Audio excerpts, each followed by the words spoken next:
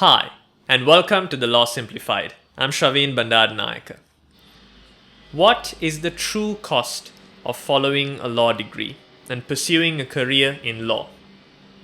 If you like the type of content that I produce and the courses that are available on the Law Simplified platform, make sure you give a like to this video, a comment down below if you'd like to see other types of academic as well as career guidance videos, and do subscribe to the Law Simplified channel. Having conducted thousands of sessions with both fast-track and masterclass students from all around the world, one common denominator that seems to crop up is the disparity that exists between how much different students spend for their respective law degrees. Now, this may change based on the jurisdiction that any student is in, as well as their own personal circumstances. You might be a student that is pivoting from a different career, which essentially means that there are added costs involved, not just financially, but in terms of effort and time as well. This video is intended to give you a broad idea. If you are a student or a prospective student who's intending to pursue a career in law, to keep in mind what sort of things that you need to have consideration on, not just financially, but in terms of effort and time as well. Now, there are a number of videos on different playlists, including the one on career guidance, as well as how to ace a law exam on this very YouTube channel that you might find helpful, and I'll link to some of them in the description down below. But the main remit of this particular video is to give you an understanding of what factors as an overview to keep in mind. Firstly, where you are. Now, depending on the jurisdiction that you're in, the requirements that are necessary to pass out as an attorney, as a barrister, or a solicitor might be different from one to the other.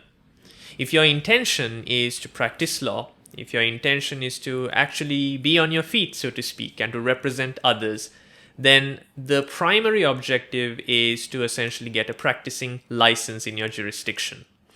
More often than not, some may say that this practicing license would suffice as opposed to any academic qualification. But I would argue against that because, as on a number of occasions I've mentioned on this channel, a law degree, one which is academic in nature, is less about what you know or what you learn as such, but it's a way of molding how you think.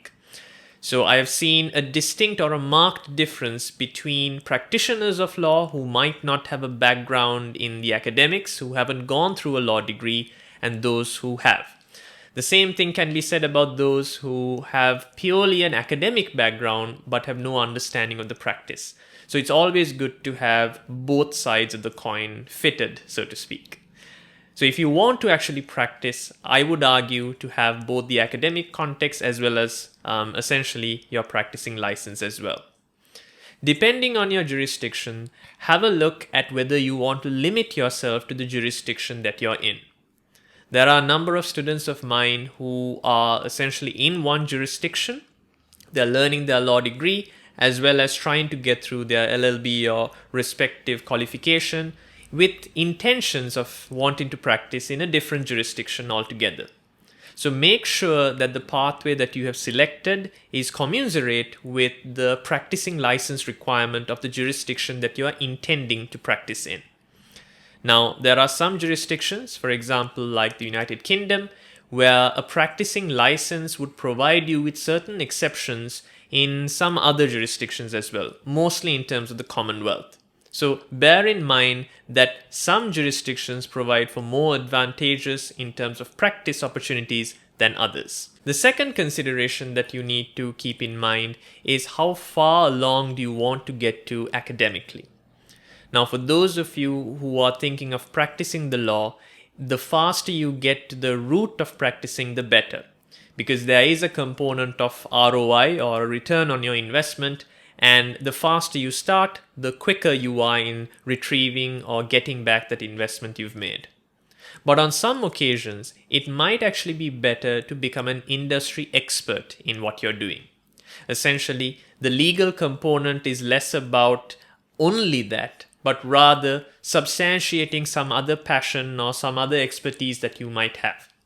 I've had students in the past who are practitioners in terms of music and in terms of the entertainment industry, who later went on to do either a GDL, a graduate diploma in law, or even an LLM, specializing in, for instance, media law or entertainment law or intellectual property, and thereby carved out mechanisms of providing arbitral routes, in other words, arbitration and mediation pathways for themselves as industry experts.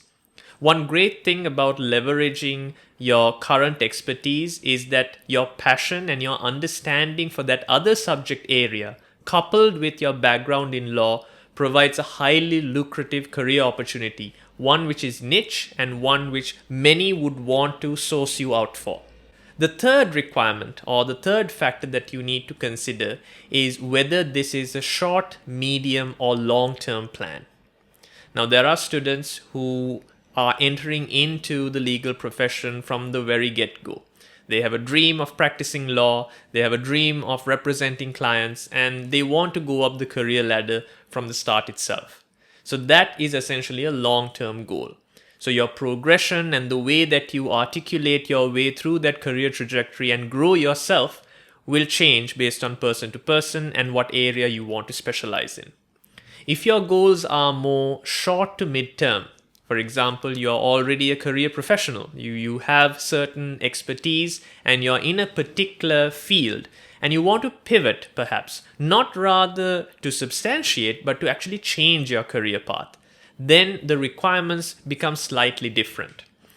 Have a look at some of the career guidance videos, and very particular to that in terms of the pivoting aspect that I've spoken about, where you can check out from some of the videos in the description as well as the playlist itself. Now, one of the reasons why I decided to make this video is oftentimes when I speak with students who are either just getting into the profession or have decided to pivot from whatever profession they're in, they have very limited information as it relates to the actual cost of it. What I mean by cost is not merely the financial aspect of it. It's not just the money.